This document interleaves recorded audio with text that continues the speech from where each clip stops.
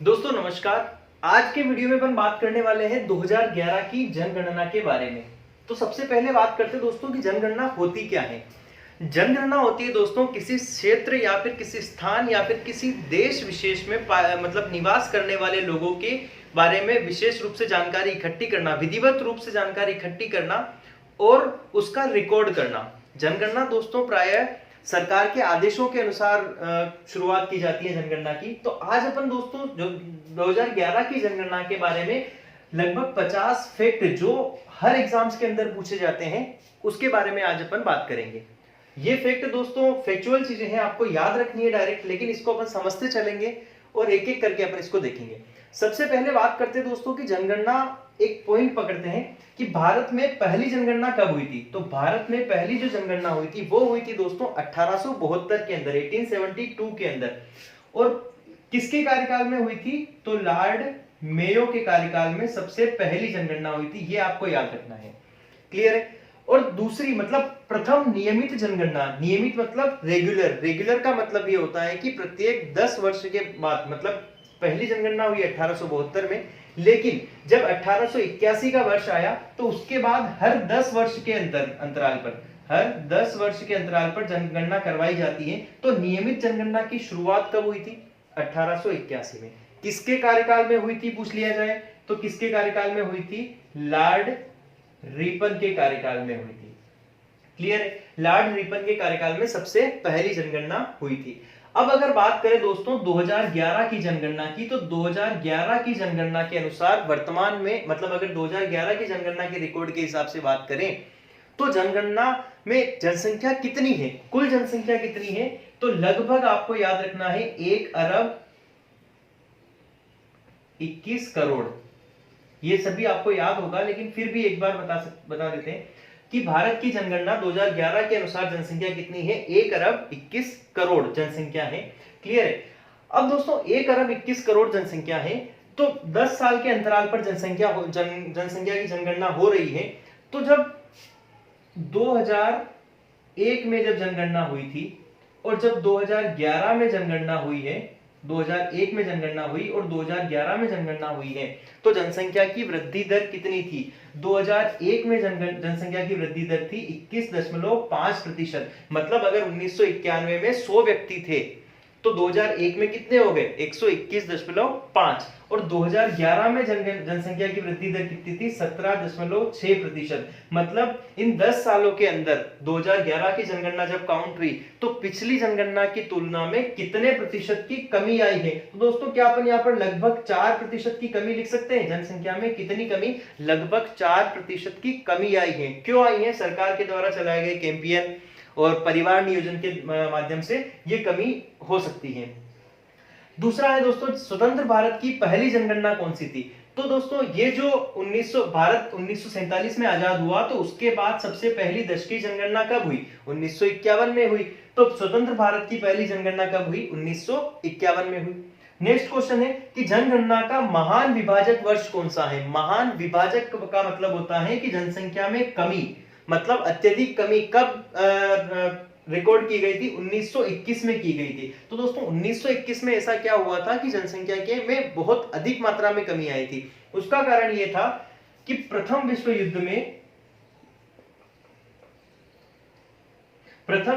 में भारत के कई जवानों ने भाग लिया था, कई सैनिकों ने भाग लिया था, लाखों सैनिकों ने भाग लिया था। उसकी वजह से इसमें क्या हुई थी? जनसंख्या में कमी आई थी 1921 में। ये तो था महान विभाजक वर्ष। लेकिन अगर पूछ लिया जाए कि लघु विभाजक वर्ष कौन सा था, तो लघु विभाजक वर्ष कौन सा आएगा दोस्तों? 1951।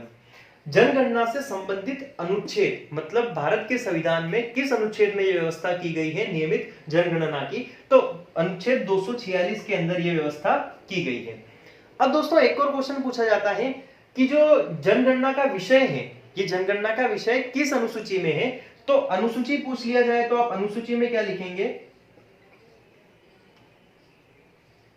7वीं। किस अनुसूची में है? 7वीं अनुसूची में यह विषय है। आपको पता है 7वीं अनुसूची में 3 सूचियां हैं, संघ सूची, राज्य सूची और समवर्ती सूची। तो ये जो जनगणना है ये किस सूची का विषय है? तो ये है संघ सूची का विषय है। क्लियर है? किस सूची का विषय है? संघ सूची का विषय है। और इसका जनगणना करवाता कौन है? जनगणना करवाने का दायित्व किसके पास है दोस्तों? जनगणना आयुक्त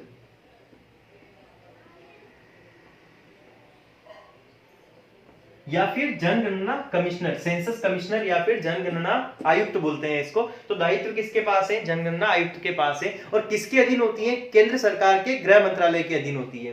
ठीक है, आगे देखते हैं जनगणना का अध्ययन क्या कहलाता है। दोस्तों जनगणना का अध्ययन करना कहलाता है डेमोग्राफी। आप इसे हिंदी में बोल सकते हैं जनांकीकी। क्लियर? नेक्स्ट देखते हैं 2011 की जनगणना का क्रम कौन सा था। मतलब अगर रेगुलर के हिसाब से बात करी जाए तो जब शुरुआत में जनगणना हुई थी वहां से लेकर अब तक ये कौन से नंबर की जनगणना है? तो 15वीं जनगणना है। लेकिन क्वेश्चन इसमें कई बार क्या पूछा जाता है कि स्वतंत्र भारत की कौन सी जनगणना है? 7वीं।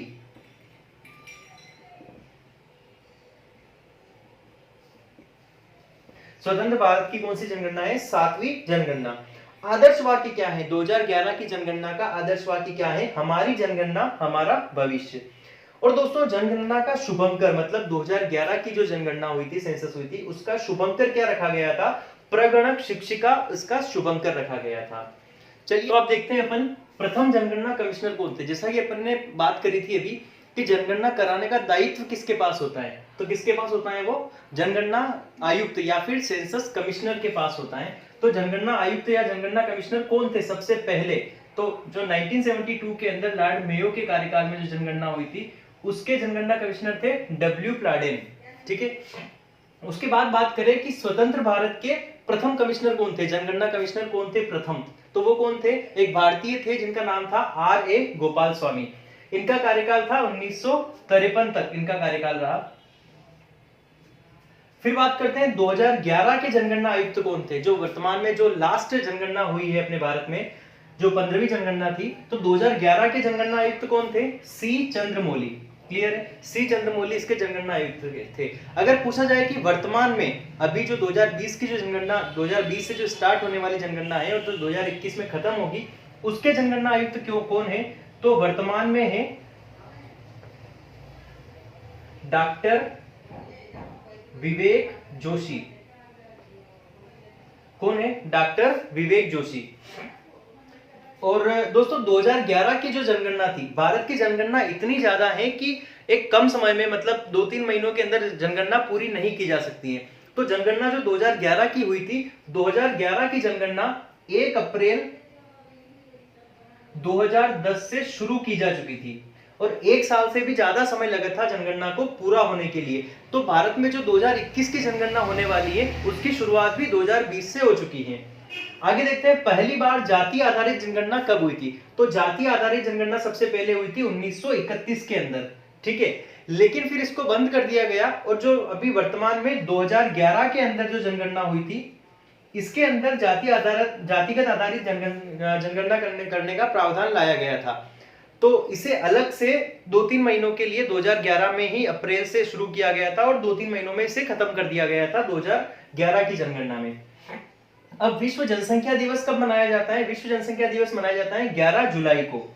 भारत में विश्व जनसंख्या का कितना भाग है, मतलब जो विश्व की जनसंख्या अगर 100 है, 100% है, तो भारत में विश्व की जनसंख्या का कितना भाग निवास करता है? तो 17.5% विश्व की जनसंख्या का भारत में केवल निवास करता है। और भारत सर्वाधिक आबादी वाले देशों में आता है, मतलब भारत की जनसंख्या क्या है? विश्व में दूसरे नंबर पर है, दूसरे नंबर पर है। और पहले नंबर पर कौन है? चाइना की जनसंख्या।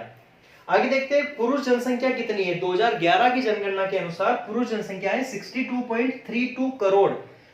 तो ये प्रतिशत में अगर निकाला जाए तो भारत की कुल जनसंख्या का 51.47% क्या है? केवल पुरुषों की जनसंख्या है। और महिलाओं की जनसंख्या है 58.75 करोड़, यानी कि 48.53% क्या है? कुल जनसंख्या क्या महिलाएं हैं। अब दशकीय वृद्धि दर, जैसा अपन ने शुरुआत में बात करी थी कि दशकीय वृद्धि दर क्या है। अगर 2001 के अंदर 100% जनसंख्या थी, तो 2011 के अंदर जब जनगणना हुई तो कितनी जनसंख्या हो गई? 117.7%। तो कितनी वृद्धि हुई? 17.7 की वृद्धि हुई है। यही क्या होती है? दशकीय वृद्धि दर होती है। लेकिन अगर पूछ लिया जाए कि ये तो दशकीय वृद्धि दर मतलब 10 सालों की वृद्धि दर है, लेकिन अगर पूछ लिया जाए कि पर ईयर के हिसाब से कितनी वृद्धि हुई, मतलब वार्षिक वृद्धि कितनी हुई, वार्षिक वृद्धि कितनी हुई, तो वार्षिक वृद्धि कितनी हो जाएगी, आप इसको 10 से डिवाइड करोगे तो ये वैल्यू आएगी 1.6% के आसपास। तो जब वार्षिक वृद्धि पूछी जाएगी तो कितनी आएगी 1.6%, लेकिन जब पूछा जाए दशकीय वृद्धि कितनी है तो 17.7%।